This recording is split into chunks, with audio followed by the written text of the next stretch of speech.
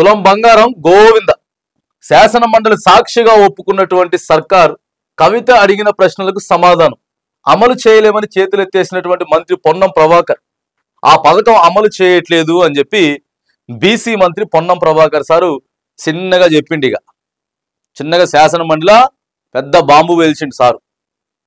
తులం బంగారం ఎట్లిస్తారు? కేసీఆర్ అసలు అవాక్కైండి అనమాట. అంత పెద్ద రాజకీయాలు చేసి ఇన్ని పథకాలు పెట్టినటువంటి కేసీఆర్ వామో యాడికెళ్ళి నాకే లక్ష కింద మీద అవుతుంది నాయనా బాబు, తులం బంగారం యాడికెళ్ళి ఇస్తారు అని చెప్పి ఆయన కేసీఆర్ దెబ్బకి షాక్కి గురైండు. ఇవాళ సార్ చూడండి, అప్పుడు షాక్ చేసిర్రు, మళ్ళీ ఇప్పుడు డబల్ షాక్ చేసిర్రు. ఇంతగా సరదాగా మాటలు అనమాట. అప్పుడు అట్లా ఇప్పుడు ఇట్లా చూడండి ఎట్లుందో.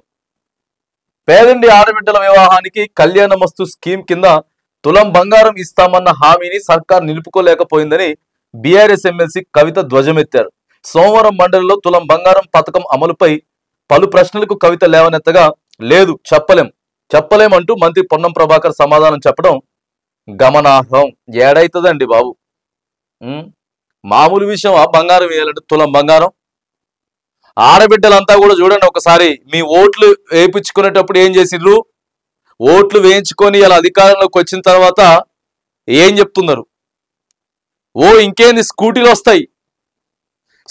వస్తాయి, తులం బంగారం వస్తుంది, 2500 వస్తుంది. మరి 2500 గురించి ఏం చెప్తారో, తులం బంగారం గురించి ఏం చెప్తారో? ఏది పడితే అది చెప్పేస్తారు.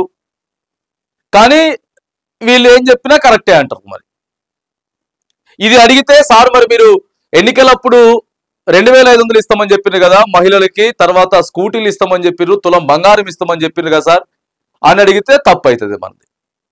మంది తప్పు అవుతుంది. వాళ్ళు ఏది చెప్పినా కరెక్ట్ అవుతుంది.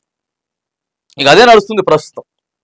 బాల్య వివాహాలను నిర్మూలించేందుకు 13 లక్షల వివాహాలకు గత ప్రభుత్వం దోహదం చేసిందని ఎమ్మెల్సీ కవిత చెప్పారు. చూడండి, 13 లక్షల కుటుంబాలకి కళ్యాణ లక్ష్మి అందింది గతంలో.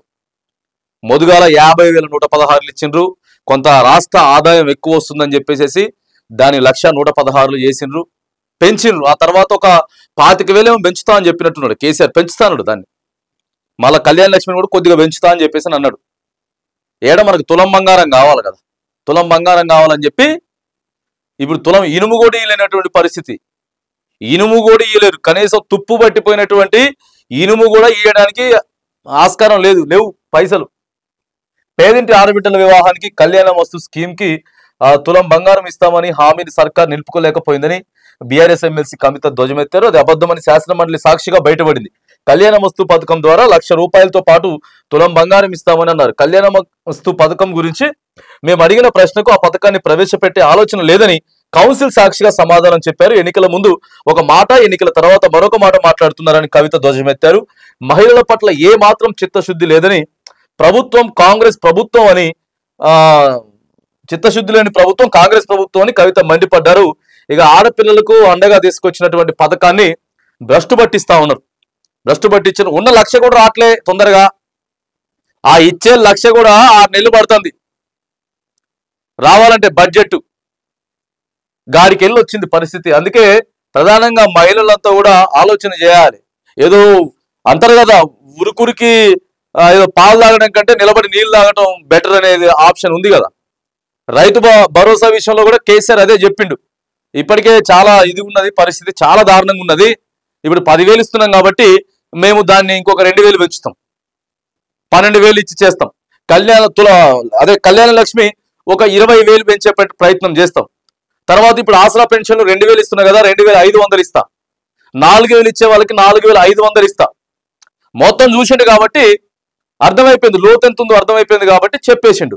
వీళ్ళకి లోతు తెలియదు కదా, లోతు తెలియదు అసలు ఎంతుందో ఏముందో ఏదైపోతుందో అదో ఇదో అనుకునేసేసి నోటికి వచ్చినటువంటి మాటలు చెప్పిండ్రు.